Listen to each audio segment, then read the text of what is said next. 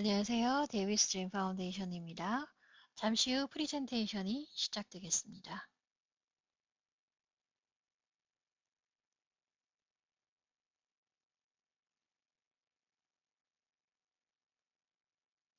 안녕하세요. 저는 애슐리 드라비엠 간호사입니다. 저는 MGH 암센터의 임상 영양사로 이제 근무를 하고 있습니다.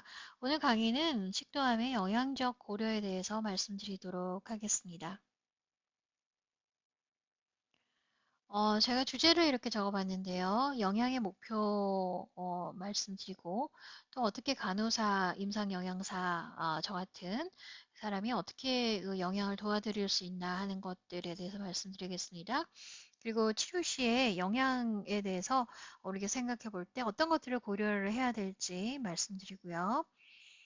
예를 들면 위암 환자의 경우에는 특히 이런 증상들이 나타날 수가 있는데요.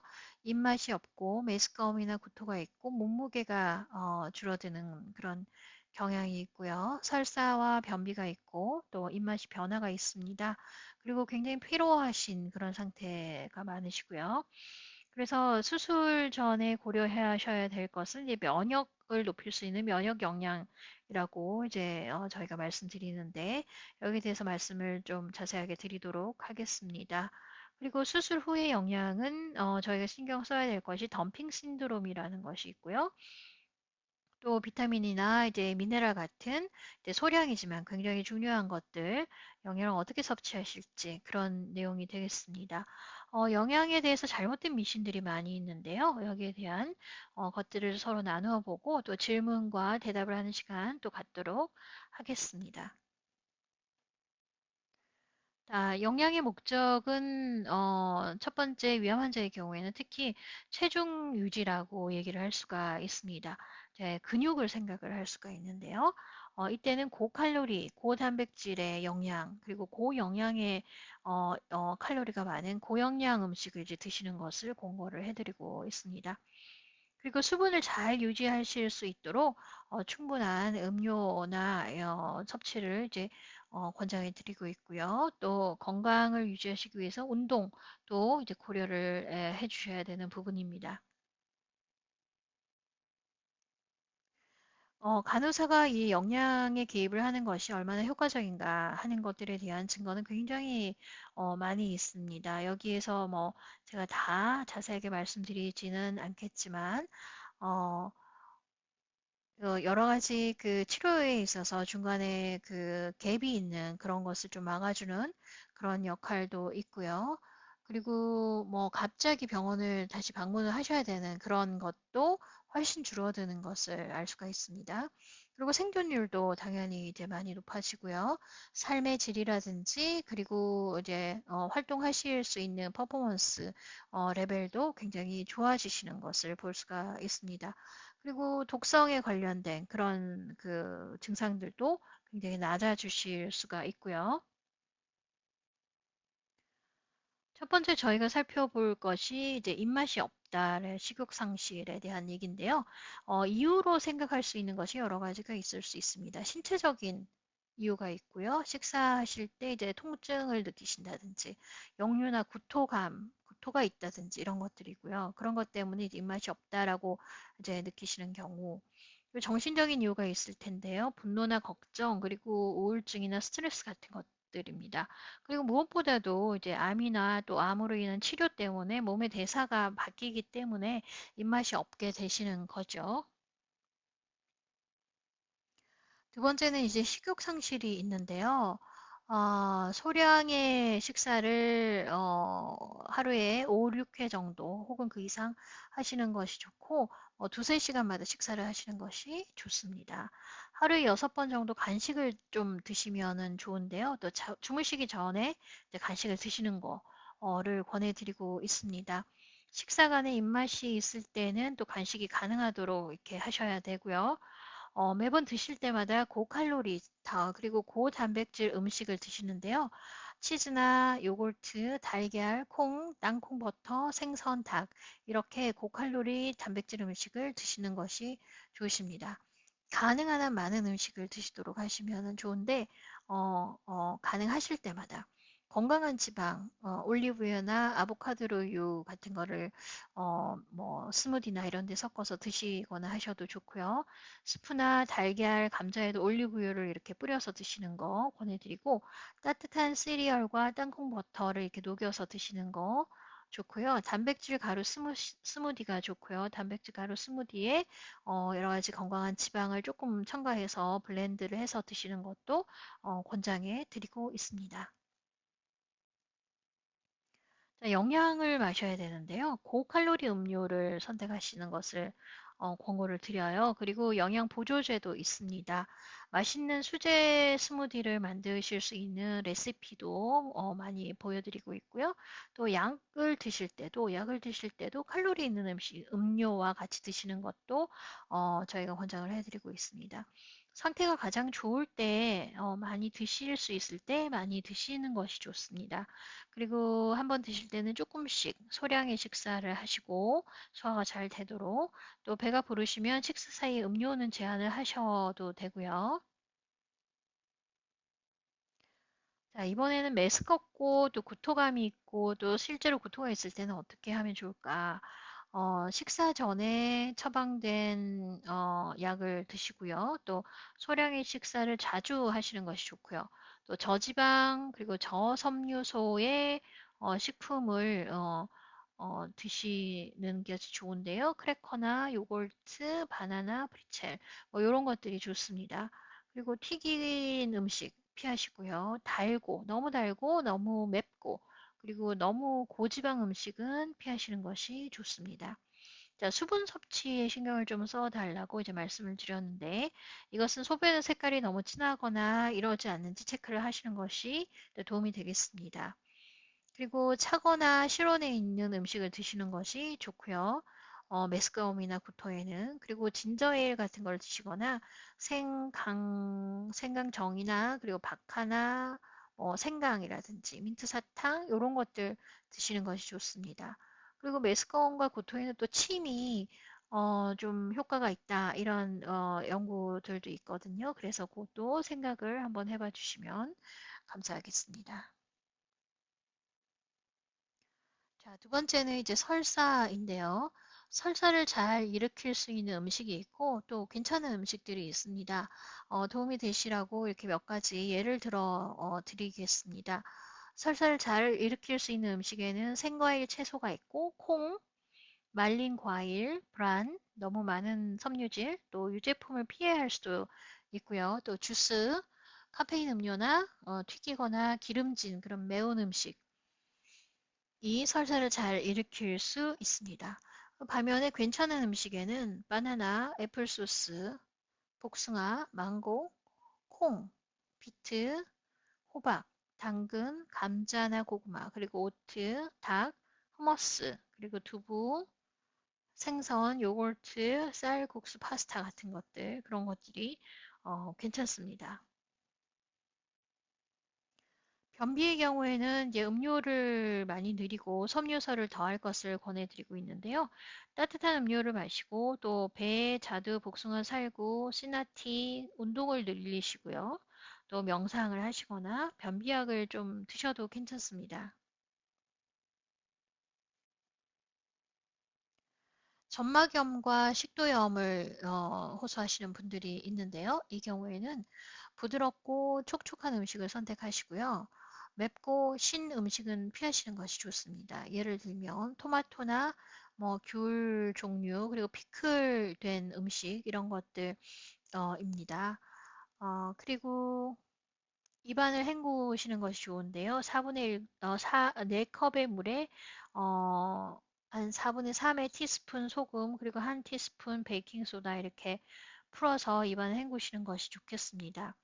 힐리오스 글루타민 린스를 하시는 것도 이제 뭐 권고를 드리고 있습니다. 리도카인 린스도 좋고요. 또 근데 입 세정제 쓰실 때 알코올이 들어있는 입 세정제가 있어요. 그거는 이제 피하시는 것이 좋습니다. 면역 영양이라는 것이 있는데요. 면역 영양은 이제 수술하시기 전에 저희가 많이 권해드리고 있는 것들입니다. 특별 영양식인데요. 글루타민이나 알지닌, 오메가 5, 뉴클레오타이드 같은 거가 들어있는 그런 시기를 얘기를 하죠. 이게 면역을 높이면 대사가 달라질 가능성이 있습니다. 그래서 이제 좋은 영향을 줄 수 있다 이렇게 저희가 생각을 하고 있고요. 또 감염이 줄어든다든지 병원에 이제 스테이 하시는 병원 스테이 기간이 줄어드는 그런 효과도 있습니다. 연구 결과에 따르면. 위절제술을 하시게 되는데 이제 위절제술 후에 이제 식사는 어떻게 하실까? 저희가 조금 이제 예를 들어서 알려드리도록 하겠습니다. 첫 번째 6주에서 8주 사이에는 하루에 6번의 작은 식사를 하시는 것을 권고드리고요. 또 부드럽고 소화하기 쉬운 음식을 주로 드시고 또 매 식사마다 단백질 공급원을 포함하시는 것이 좋은데 또 예를 들면 부드러운 고기나 가금류, 생선, 계란, 치즈, 요거트, 부드러운 땅콩 버터 이런 것들이 되겠습니다. 음식은 조금씩 철저히 완전히 씹으시고 조금씩 드시는 것이 좋고 또 식사 시에 수분 섭취를 제한하시는 것이 좋습니다. 식사 전후 45분에서 60분 정도 사이에는 수분을 되도록 제한하시기 바랍니다.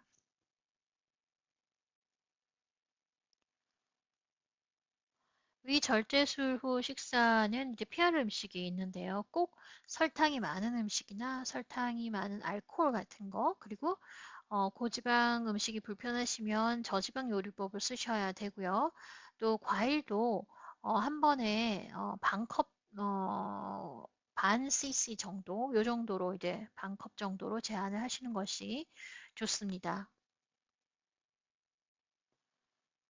위절제술 후 2기인데요. 증상이 더 이상 없는 2기일 때 음식 재도입을 이제 시작을 하시면 됩니다. 천천히 이제 하시고요.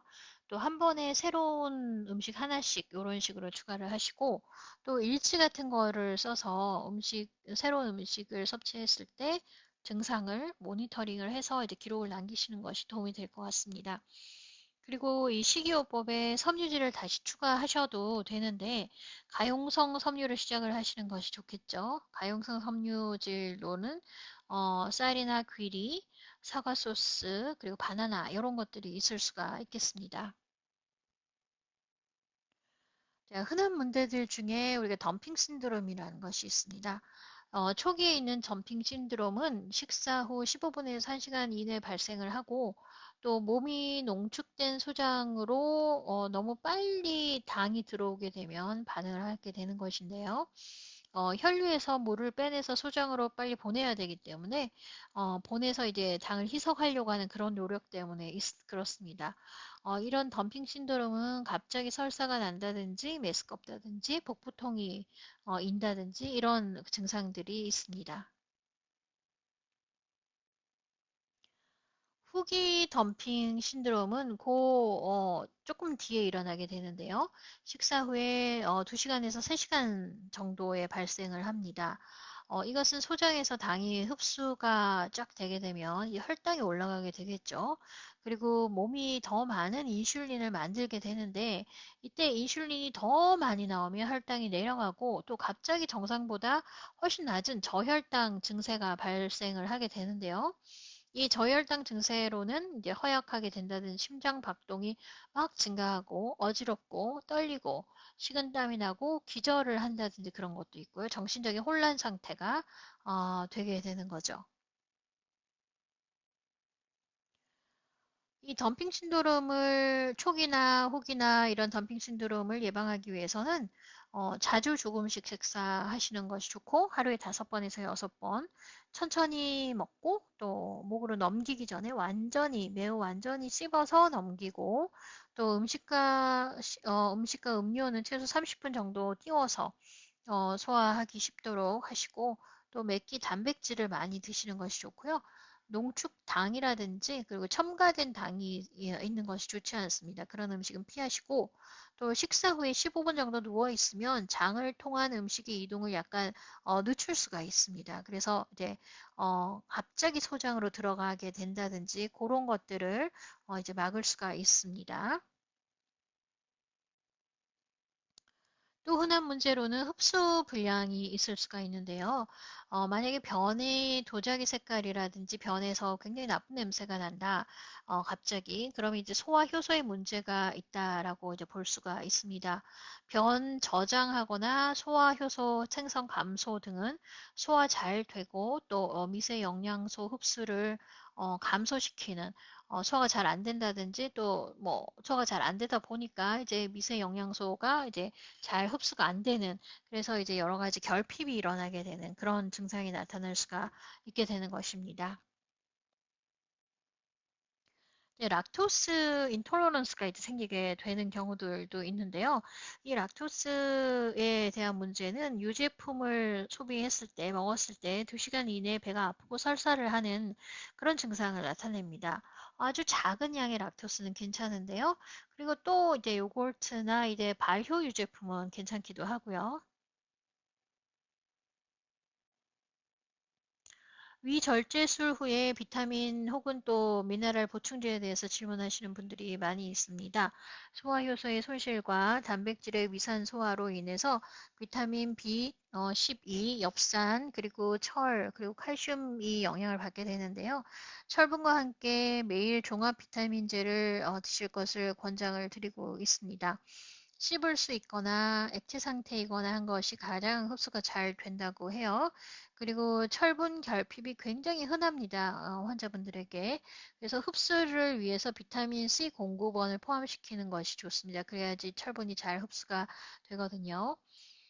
그 다음에는 골다공증으로 인해서 장기적인 뼈 건강이 위험해질 수 있는 경향이 있습니다. 그래서 칼슘 보충제를 이제 권해드리고 있는데 하루에 1,500mg 그 용량을 드시는 것이 좋고 어, 500mg로 이제 나누어 가지고 드시는 것이 좋겠죠. 그래서 이제 3번 정도 용량을 나눠서 드시는 것이 뭐 좋을 것 같습니다. 그리고 더 나은 칼슘의 흡수를 위해서 구연산 칼슘을 선택하시는 것도 이제 권장을 드리고요. 비타민 D는 매일 800에서 1000 유니트 정도 이제 드시는 것을 권해드리고 있습니다.